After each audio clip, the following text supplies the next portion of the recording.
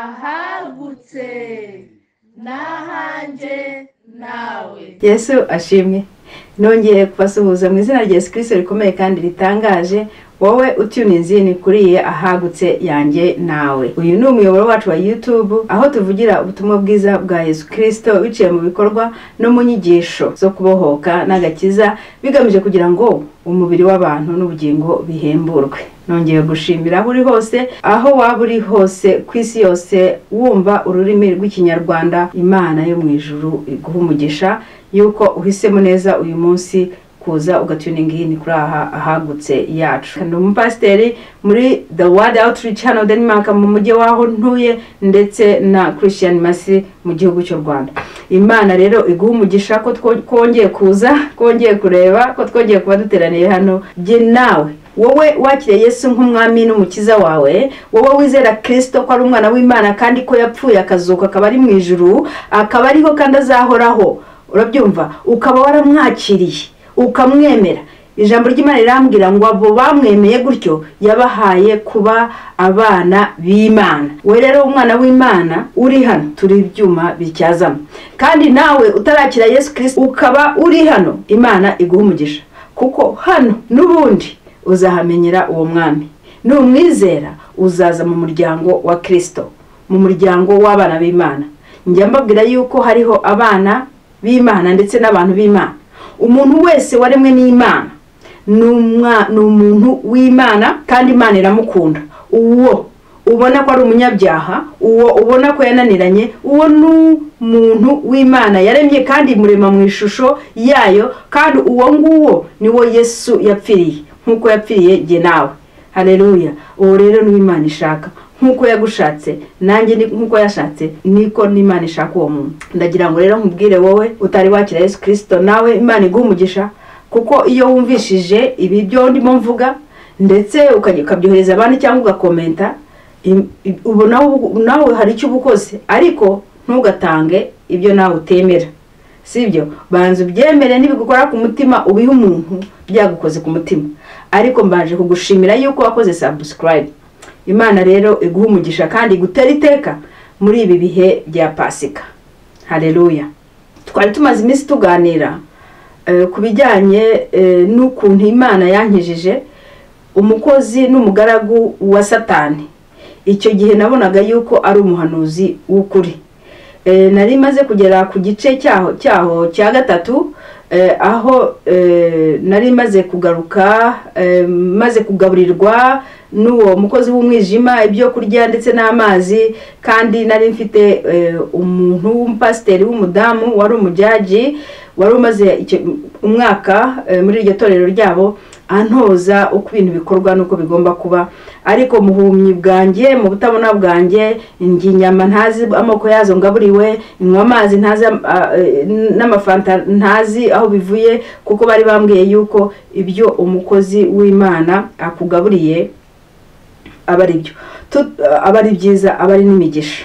Nuko rero ndagira ngo mfatireho aho naringeze, nubwo turi mu bihe bya Pasika, mu nyemerere yuko iki ngiki gice turi buganire nyine igice cya 4, hanyuma ibindi bizakurikira nyuma tuvuye muri Pasika, kuko niby'ingenzi kugira ngo tuganire ni Pasika, kugira ngo twumve Pasika jewe nyumva nte, imbwiye iki, ivuze iki kuri jewe, kandi nawe kugira ngo byongere bikwibutse se Pasika ivuze iki, n'ukubera iki Pasika, ese Pasika yaturutse hehe, ese twizihize Pasika gute, mbega turayumva dute. Mbega ibyo bintu ndashaka ko tubiganiraho gatoya. Imana rero mu ijuru ibidufashemo. Ariko mbere y'ibyo reka tubanze ubuhamya bwanjye mu gice cya 4 cyabyo, ukuntu Imana yankijije imbaraga z'umwijima. Ariko icyo gihe nari ntarajya, nubwo mbabwira ngo Imana yarankijije, icyo gihe nari nkiri mu maboko y'abo bantu nkibona ibyo nabonye, kugira ngo mbega mu gihe nk'iki ngiki mbaje kubikubwira. Kuko mu by'ukuri ntago iyo tuvuga ubuhamya bwacu tuba twamamaza Satani n'imbaraga z'umwijima n'imbaraga z'abadayimoni, ahubwo tuba tuvuga imirimo myiza y'umwami Yesu yadukoreye, ahantu yatuvanye, ahantu h'umwijima, ahantu twari mu mbaraga za Satani, ariko Satani ntiyaduherana, yari idufite. Umuntu nkanjye Satani yari imufite cyane.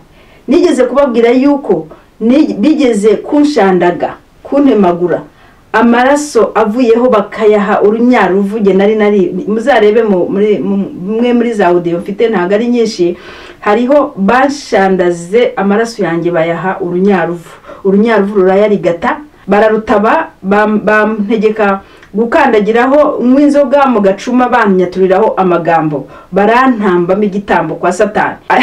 Rero kugira ngo Imana ibe yarankijije yarankoreye deliverance imvana muri ibyo bitambo bari barantambyemo, ndetse si ibyo byonyine hari n'ibindi igihe cyabyo nikigera nabyo nzabivuga, ariko Imana yarankijije.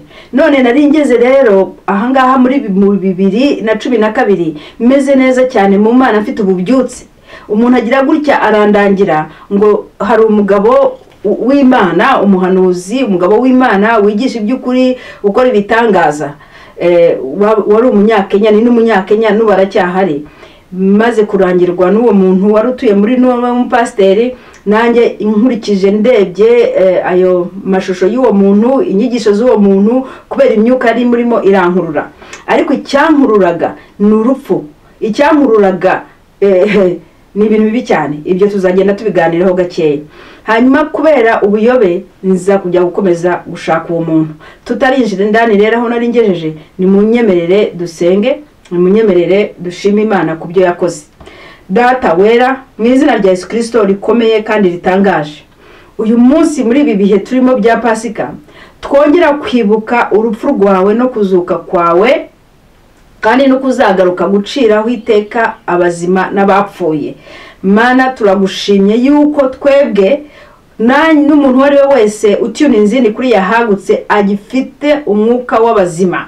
Umuntu rero ugihumeka aracyafite n'amahirwe cyangwa n'ubuntu bwo kwihana, akongera akareba uwamanitswe ku musaraba, akimenya yuko mu byahanitswe uwahanitswe uwo nguwo ari we Yesu Kristo harimo n'ibyaha bye, nkuko ari ibyaha by'abisi bose byamumanitse, kugira ngo aducungure atuvane muri Gehonome, ahubwo aduhe ubugingo buhoraho. Imana yo mu ijuru nihabwe icyubahiro. Data turagushimiye pe yuko wongeye kuduha imbabazi uyu munsi, nk'uko ijambo biranditswe yuko impuhwe n'imbabazi zawe bihora byunguka uko bukeye. Uyu munsi tubonye ineza yawe, Mwami Imana yacu, Mwami Imana yera. Data mwiza, mu izina rya Yesu Kristo rikomeye kandi ritangaje, ntabwo iri sengesho ryacu twarisoza nubwo tukomeza dusenga mu mutima wacu tudasabiye buri muntu uwo ari we wese ahari wumva ijwi ryacu umugisha n'imbaraga, kubohoka no kugendererwa, kuvanwa aho ari mu mwijima agashyirwa mu maboko yawe. Uwiteka Mana, turasabira abantu bose bagutabaza aho bari n'abadashoboye kugutabaza kuko bari mu mbaraga, kuko bahambiriwe, kuko badafite ubumenyi buhagije mu ijambo ryawe, kuko badafite aho basengera. Mwami turasengera buri muntu wese ahari hose ubabaye. Uwiteka Mwami Imana ishobora byose, ababoshye ubabohore. Uwiteka Mana ishobora byose, abagushaka bakubone, abagukomangira ubakingurire. Uwiteka Mana, abagusaba ubahe. Uwiteka kwavuze usabye wese ahabwa. None Mana yacu, aha hantu dufite abantu bashonje, dufite abantu bambaye ubusa, dufite abantu bari mu byago, dufite abantu bananiwe n'urushako, dufite abandi babuze urushako, dufite abantu bananiwe n'urubyaro, dufite abandi babuze urubyara, ariko bose baragutakambira Mwami umwanya umwe. Shimwa Data buja ko amatwi yawe yumva buri muntu wese ahari hose. Dufite abari mu rugendo Mana bagusaba kugerayo amahoro, abagendera mu kirere, mu mazi no ku butaka, abo bose Mwami baradugutakambira. Dufite abapfushije bari mu byago barira amarira. Uwiteka Mana nabo ubahoze ku mutima, ubahe amahoro yo ku mutima, ubihanganishe mu byo barimo.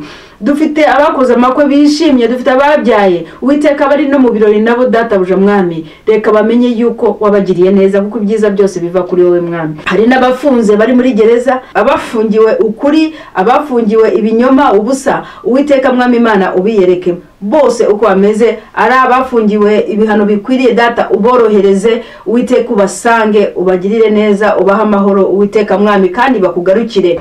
dufite mwami hari abantu benshi bagukeneye muri aka kanya, hari ababyeyi bari kubiriri, hari abari kwa muganga babuze amafaranga, hari abambaye ubusa, hari abashonje, hari abari mu ntambara cyane cyane nka bene wacu bo muri Kongo. Uwiteka mwami n'abandi ku isi yose ubatabare. Abo bose turagutabaje mu gihe nk'iki kugira ngo data wongere ubazukire aho buri muntu wese ari, umubemo mushya, yongera kubone bushya, yongera kubone mu zindi mbaraga zidasanzwe zivuye kuri wowe mwami Imana yacu. Abo turabibingingiye bose mu izina rya Yesu Kristo rikomeye kandi ritangaje. Yes, may God bless you. Imana yo mu ijuru iguhe umugisha. Twongeye rero kugaruka ku ntego yacu y'ubuhamya bwacu. Reka ntangirire ahangaha. Ubushize nagarukiye aho twari tumaze kuva Gisumu, aho the end of the year revival conference nkuko bahise yari irangiye. Nari maze kubabwira ukuntu aho ngaho batugaburiye ngiye bangaburiye ibyo kurya byabo mu nzira by'imihango, ariko icyo gihe nari ntarabimenya neza. Nongera mbabwira abantu b'Abahinde twahahuriye, umuhinde umwe wari umubishop ngo ufite amatorero niba ari 5,000 muri India, ariko yari umuhinde babandi bafite uruhu rwirabura bameze nk'abashiriranka. Nongera kubabwira ko yari kumwe n'undi muhinde utazi Imana, abona agiye kubaza kubijyanye n'imisatsi, nuko yavugaga yuko atizera isezerano rya kera, imbaraga z'Uwiteka ziranyambara zimutsindisha ukuri. Mbabwira ko maze kumenya yuko yatsinzwe n'ukuri, byanteye ubwoba nkuko situation yari imeze. Ngira igitengo cyinshi mbona mbega uko byari bimeze, mbega ntago byari ibintu byoroshye. Nahise mfatwa n'igitengo, imbeho, urumeza, nirukanka muhunga ngiye mu cyumba kuryama. Ushatse kumenya ibyatangiye watangirira aho natangiriye mvuga ubu buhamya mu gice cyaho cya mbere. Ubu turi ku gice cya 4. Mbabwira yuko nagiye mu cyumba njya kuryama, ariko ntigeze nsinzira, naraye nkirana n'umuhungu w'umusore usa n'Umunyarwanda. Ibi bintu rero ntabwo byoroshye kugira ngo abantu babyumve. Ndagira ngo mbabwire ngo hari isi itagaragara ariko iri active. Imbega ibintu byaho bikorwa, bigenda, hari ibirimo bikorwa nubwo tutabireba ariko birakorwa. Rero ntabwo byoroshye umuntu kubyemera. Iyo tubivuga abantu bagira ngo turabasaze, ariko ibi bintu twarabibonye. Jewe maze kugera mu cyumba nabitekerejeho cyane. Ibyo natekerezaga nti burya uyu muntu afite ubupagani bungana gutya. Uyu muntu ntakijijwe, ese na wa undi ntakijijwe, ese abantu baha koko baraha barakijijwe. Ariko se kuki umugabo w'Imana uriya nyine Dr. Owori, David Owori, kuki atamenye uyu muntu ko adakijijwe?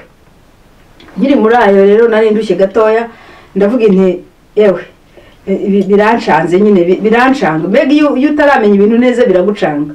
Ndavuga nti Imana yo mu ijuru itubabarire, ubwo mba ngiye kuryama. Ni ukuri ntago nigeze ngoheka. Urabona igiye kuryama ntago hita usinzira. Ntago nari nsinziriye, ariko nanone byabaga bimeze nk'umuntu usinziriye. Nirambitseho gatoya gusa, mbona haje umuhungu usa n'Umunyarwanda wirabura muremure. Noneho akaza ashaka kunyiranya, mbega akaza twahuriraga ahantu, kandi igitangaje sinzi ukuntu bimeze, niba bari bantwaye, niba byagenze gute, ntago nabaga ndaho mu cyumba. Twahuriraga ahantu hanze, ahantu hari amateke. Urabona amateke ni amateke murayazi, kubayazi ni igihingwa ngira ngo yitwa amateke yams. Ariko tari yams bya bindi binini, amateke nyine meza, ameze nka plant umuntu yatera mu nzu n'amateke. Tugahura ahantu hari nk'amateke, ahantu hari nka jaride, ahantu urumva ni ukuvuga ngo jewe wenda birashoboka yuko nabaga navanywe mu mubiri mu bigaragara, kuko ntago nabaga ndaho ngaho, kandi ntago nabaga nsinziriye.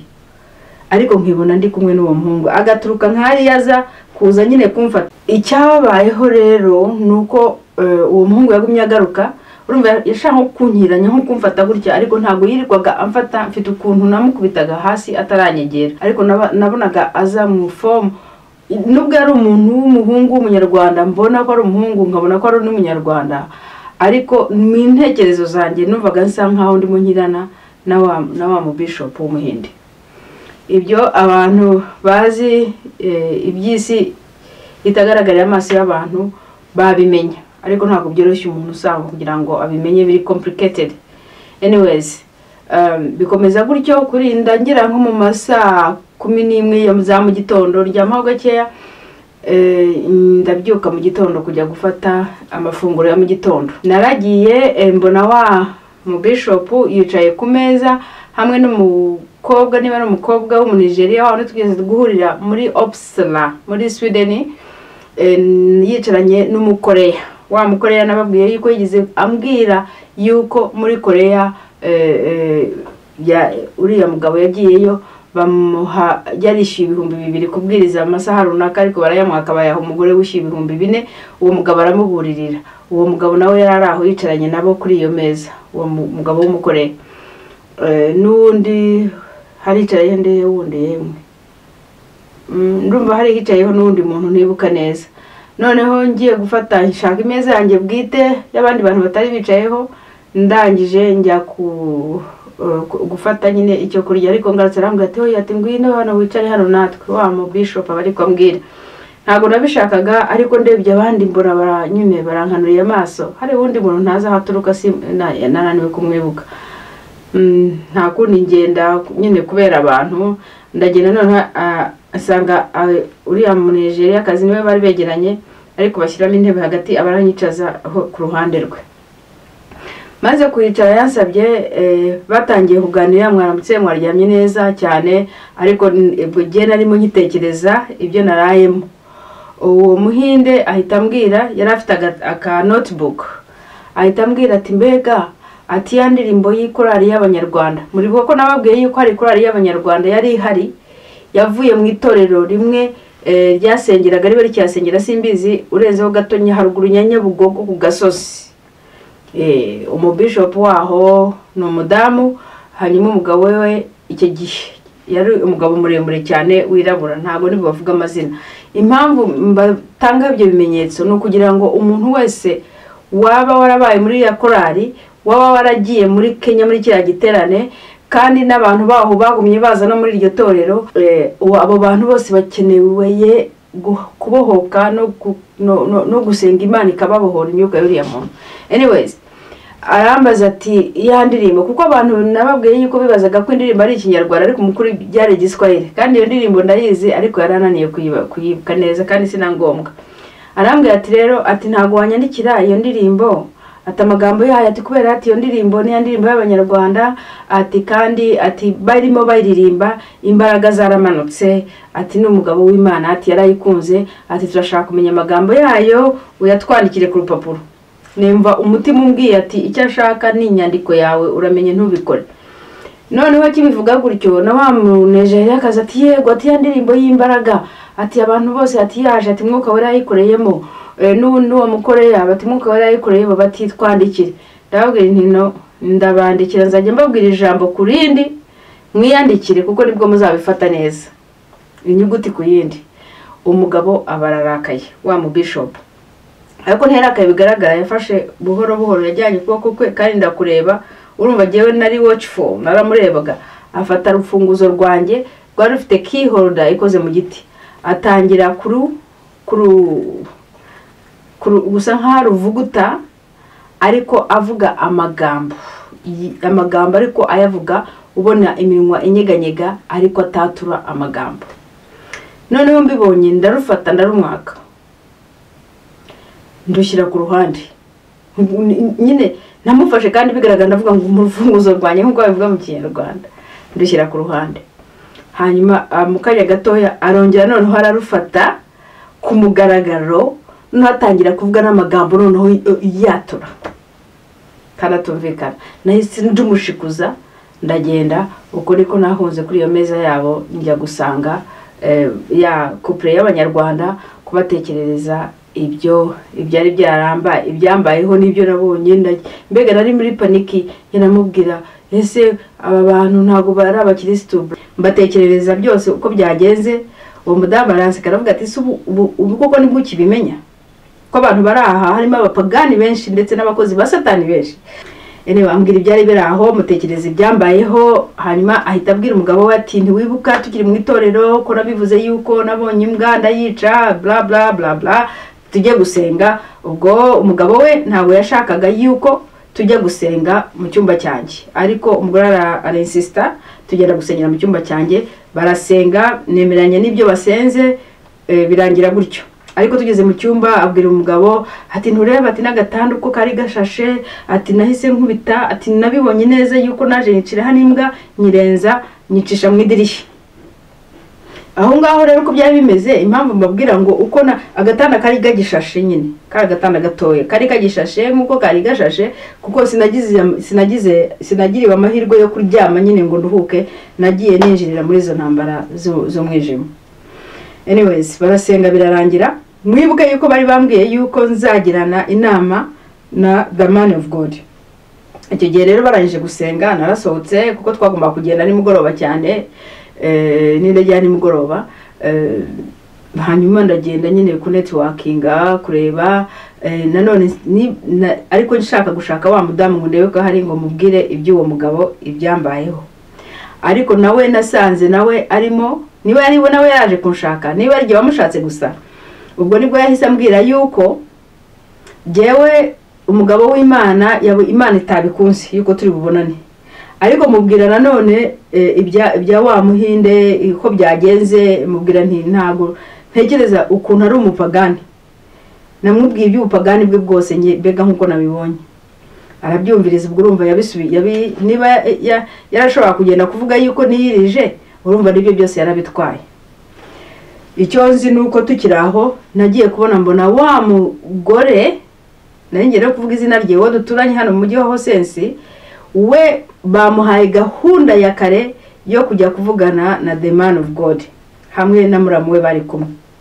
Sigara nibaza ariko kuko urumva hari iyo umuntu arimenya, je nari nzi kwizera kwanjye aho kuri n'ubukuru bwanjye mu gakiza aho bugeze.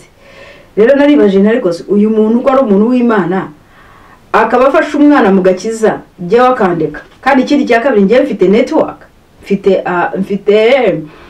mu bapasiteri, mfite network mu bantu b'amachurches, mfite amachurches yamwe ngiye nafasha mu bintu, mbega mfite abantu. Ndabyibaze kuki Imana itamweretse ko rushoboye kurushuriye. Urumva agenda ari kuzamutegurira kuza inaha mu giterane, ariko birangira nyine atamvugishije. Imana ishimwe ko ntagiwe ngo yongera ngaburira ibyo bintu. Urumva hari, reka mbabwize ukuri, Bibiri bivuga neza ngo uriya uri muri twebwe arusha gukomera uri mu bisi hariya. Ni ukuvuga ngo imbaraga jewe zandimo z'Imana, imbaraga za Mwuka Wera, ntabwo uriya agomba kuzihangara. Ibyo kandi nzagenda mbibabwira. Birangira gutyo, ariko muri general bari baduteguriye nyine aka farewell party iwe mu rugo ahatuye. Nimugora rero baza kudutwara, ibyo byose byarangiriye aho. Menya abantu, ariko abantu bakinyitayeho, abantu bakifashe neza, umva bari bamfashe neza, kandi nanjye nari nifashe neza. Bamwe barataha. Uwo Muhinde sinigeze nongera no kumubona guhera ayo masaha, ndibaza ko yagiye kwa man of God, arangije arataha. Natwe nimugoroba tujyayo, bajya kudusezera, batwakirira hanze. Twagiraga mu nzu aho yabaga yicaye kuri fireplace nyine, ariko ko twari benshi batwakirira hanze muri garden, iruhande rwa pool, muri residential area, ahantu h'abakire. Hanyuma atangira kutubwiriza ibyo tugomba gukora, tuzagenda tuvuga ubutumwa bwiza. Twari kumwe n'abazungu benshi, urumva abirabura twari duhari, twari babiri, twari batatu. Twari batatu. Umukenyakazi nawe uba muri Australia, Nigeria uba muri Australia, nanjye n'abo bandi bose. Baradusezera, adupakirira ikintu bita amajyane. yo tugomba gutwara ngo ni kadaduhaye iva muri Kenya. Ariko ayo majyani yararose uti kubera iki? Ayo majyani wa mu Kenya kazi yanze kuyafata ayaduhaye. Yanze kuyafata wa mugabo yararakaye noneho jyanyabye aravuga ati wowe ati nukubera iki? Ati jewe nguha amajyani yange. Wange iki man of God aguhaye. Umujinyuba mwinshi ararakara. Umugore aratongana ati ariko niba ntashaka amajyani ntago nshaka amajyani undi ati amajyani nguhaye ugomba kuyafata. Ibintu bibiragica. Ariko ibyo byose byarabaga ukabona ari ibintu bidasanzwe. Ariko mu kanya kamwe bikabira yoretse mu mutwe wawe. Dupakira amajyani ndayazana. Amajyani ndayanywa. Amajyani nyagaburira abantu. Amajyani nyaha abantu. Ariko hejuru y'ibyo ubwo bahise bankurikirana bansaba adresse yanjye, mbaha adresse yanjye, mbaha email yanjye, mbaha telefone yanjye, noneho nyine banyitaho baransengera nyine. Ariko ubwo nakominikaga na vice wewe dutangira gutegura. Rero tugarutse nahangaha ubwo ibindi mbaciye hagiye habamo ibintu byinshi hagati nta wabivuga byose. Ubwo nageze naha rero ntangira gutegura igiterane cye kuzaza muri yo sama y'uwo mwaka nyine. Ngira ngo yari yaravuze ko azaza mu kwa gatanu. Hanyuma bategeka wa mukobwa kwaza akanyiyungaho tugatangira gutegura igiterane cy'uwo mugabo kuza. Ubwo ubutaha nzababwira iyo process yo gutegurira uwo mugabo igiterane kuza hano, nibyo twakoze byose ndetse n'ibyabaye byose. Ibyo nzabifata n'ibindi n'urundi rugendo rukomeye ariko rw'Imana twaboneyemo Imana. Icyo narangiza avuga icyo narangiza avuga ni ukuvuga yuko mu by'ukuri kugira ngo tumenye Imana ntago tuzayimenyera mu muntu, ntago tuzayimenyera mu ijambo ryayo mu bumana bwayo, kuko Bibiliya irabivuga neza muri Matayo mu gice cya 23 ku murongo waho wa 23 kugeza kuri 24 nkuko byanditswe ngo, reka nsome mu izina rya Yesu Kristo rikomeye kandi ritangaje. Amen. Matayo24:23-24 ngo icyo gihe umuntu nababwira ati dore Kristo ari hano, nundi ati ari hano, ntimuzabyemere. Kuko abiyita Kristo n'abahanuzi b'ibinyoma bazaduka bakora ibimenyetso bikomeye n'ibitangaza kugira ngo babone uko bayobya n'intore niba bishoboka. Dore mbibabwiye bitaraba. Rero n'iki gihe turimo harimo aba antikristo, abahanuzi b'ibinyoma bakora ibintu bidasobanutse, bakora bitangaza bidasobanutse. Ariko twebwe yuko dukurikira ibitangaza tukagenda, kandi ibitangaza birimo bikorwa bisa nkaho ari entertainment ku bantu, ibyo ngibyo nibyo dukurikira. Kuko umuntu atakwigishije igitangaza ntumukurikira, ataguhanuriye ntumukurikira. Aba bahanuzi b'ibinyoma nibo badukurura, kuko natwe biturimo. Kandi nanjye nagira ngo mbabwire icyanyanye muri Kenya cyari kureba uwo muntu nabonaga yigisha ijambo ry'Imana nyakuri, ariko kandi yararimo n'umuhanuzi. Nari nkeneye yuko ampanurira inzozi nari nararose kugira ngo zimpamirize ibijyanye n'umuhamagaro wanjye. Urumva rero nagiye shaka Imana nzi ko ndi buhure nayo, kandi uwo mugabo ari bumpanurire. None rero bene data mukunda ubuhanuzi. Ubuhanuzi si bubi, ariko ubuhanuzi nyabuhanuzi bukomeye ni bushingiye ku ijambo ry'Imana. Niba ubwo buhanuzi butari muri iri jambo, nibwo ubu buhanuzi budahwanye n'ijambo ry'Imana, iki ijambo ry'Imana rivuga, ubwo so buhanuzi. Kandi ubuhanuzi, ibitangaza ntabwo ari entertainment. Ibitangaza si ukubona abantu bihirika hasi. Ibitangaza si ukubona abantu bapurizwa ibintu bidasobanutse, bahuha imyuka idasobanutswe. Izo mbaraga mva uriya muntu yari afite imbaraga. Yari afite imbaraga ku buryo nyine we kureba abantu nabana Benihini agira gutyo, ari we kubareba gusa abantu bakihirika hasi. Imbaraga zari zimurimo, kandi n'ubu aracyakora ibyo bintu. Nubwo yamaje kwigaragaza uwo ari we, aracyabikora kandi abantu bakamukurikira. Rero bene data mureke gukurikira ubuhanuzi, mukurikire Yesu, kuko Yesu we yaravuze ngo nimuze munyingireho, ngo ndoroheje mu mutima. Urumva ngo kandi my yoke is not heavy, ngo munyigireho. Reka rero twigire ku mwami Yesu, turebere Yesu, dushakire Yesu muri Yesu. Gushakira Yesu mu bantu nibyo bituzanira akaga. Nuko rero nkurikije ibyo naciyemo, nkurikije ibyo nabonye, byatumye ntinyuka menya yuko imana yacu ifite imbaraga zisumba imbaraga zose. Ubu ngubu reka nkubwire wa murozi we, reka nkubwire wowe ushikisha, reka nkubwire wowe ujya mu bapfumu kugira ngo bakubwire ibyawe, reka nkubwire wowe wizigira imbaraga zikuzimu. Izo mbaraga zikuzimu ziguha ikintu cy'ishusho cy'ibintu nyabyo ukagira ngo nibyo, ariko mu by'ukuri gahunda yabyo ni ukukwica, ni ukukwica nabi, ni ukukwica. Satani yaje kwica, yaje kwiba, yaje kwica, yaje kwiba, yaje kwangiza. Rero nta kuntu waza gusenga Imana ngo nurangiza ujye no mu bapfumu, ujye no mu bashika, ujye no mu bashikisha. Kandi aba bantu tugenda twiruka dukurikira tuvuga ngo nabagabo b'Imana, tuvuga ngo baraturondora, abo nibo bapfumu bari mu nzu y'Imana. Erega ibitangaza nta gihe bitakozwe. Ibi bitangaza turimo twirukanka dushaka dukurikira, ibyo bitangaza bimeze nka entertainment. Kuvuga ngo Satani se nta bintu akora bibi bya entertainment, ntabwo byaba ari bwo bwa mbere. Bibiliya iratubwira ngo hari umugabo witwaga Simiyoni w'i Samariya, nawe wakoraga ibyo bintu. Reka twumve Bibiliya ko bivuga. Ni mu byakozwe n'intumwa mu gice cya 8 cyaho ku murongo wa 9 haranditse ngo hariho umuntu w'umukonikoni witwaga Simiyoni wabaga muri uwo mudugudu w'i Samariya, agatangaza ubwoko bw'Abayisiraheli, akiyita ukomeye.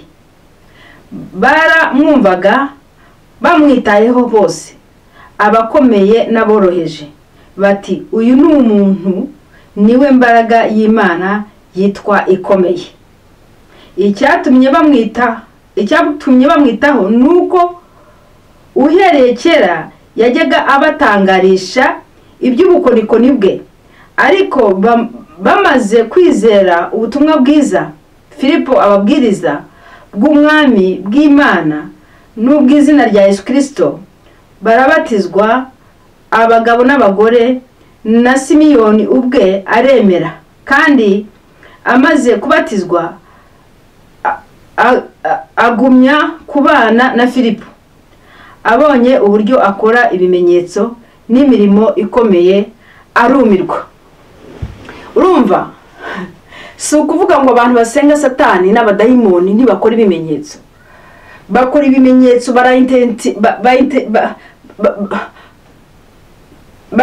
banezeza abantu, bigatuma abantu babitaho, barabatangaza, barabaentertaininga. Ibyo nibyo entertainment tubona dushaka, abantu batubwiriza ibirya amatwi yacu, ibiryo imitima yacu, ibyo dushaka kumva, kuko turi abantu bo mu bihe bya nyuma. Simiyoni w'i Samariya nawe yatangazaga abaho ngaho, agakora ibimenyetso bitangaje, bakamwita ngo ni imbaraga zikomeye. Uyu mugabo mbabwira bamwita ngo the mightiest prophet of God, the mightiest prophet of God. We ku giti cye muri iki gihe cya none, ariko icyo gihe siko yabikoraga. Ubu ni ufite urufunguzo rujyana n'abantu mu ijuru, aha abantu bukire, aha abantu bitangaza, abantu nyine, ariko nabo bakagomba kugira gute kumuramya no kumupfukamira. Ni ukuvuga ngo igihe turimo ni igihe tugomba gukanura amaso. Si ukuvuga ngo abavuga Kristo bose n'aba Kristo, cyangwa Kristo ubu ngubu kera nagendeye kuri iri jambo ngo nta wavuga Kristo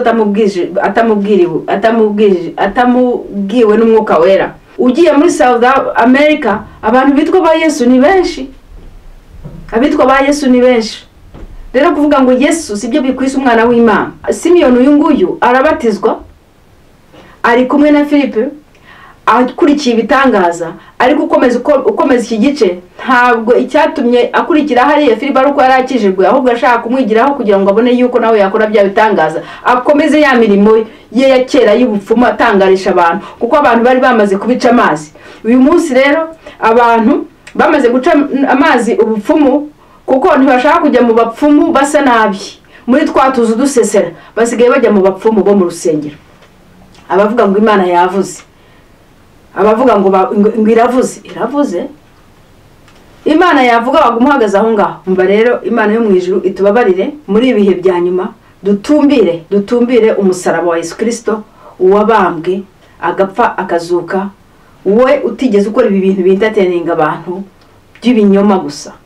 Abahanuzi b'inyoma ngo ni benshi, ngo ndetse bashobora no kuyobya n'intore niba bishoboka n'intore zayoba. Ntago bagikora ubufindo, barakora ibintu imbaraga zibarimo ziri mu ntoki zabo, ziri hose kandi baravuga umwami wacu. Imana idufungura amaso y'umwuka. Nanjye hariya narindi ntago narebaga, ariko Imana imaze kumfungura mbona urupfu. Uyu munsi uriya mugabo ngo abamo babiri abera hose icyarimwe, kandi Imana imuhamagara umutware. Can you imagine? Imana rero iguha ubwenge kumenya inzira ugomba gucamo, nta yindi nzira iriho. Kandi Imana iratubwira ngo dushake ubwami bwo mu ijuru no gukiranuka, ibindi byose tuzabyongererwa. Ariko uyu munsi turashaka quick fix, turashaka abaturondora, turashaka abatubwira ibyo dushaka, turashaka abapfumu bo mu rusengero. Imana yo mu ijuru tubabarire, Imana ibagirire neza. Twibuka Pasika, twibuka yuko umwami Yesu yaje agapfa ku bwacu akazuka, uwo ari we kuri n'inzira n'ubugingo. Uwo nguwo nitumwizera neza tubivanye ku mutima, azaduha n'amaso areba.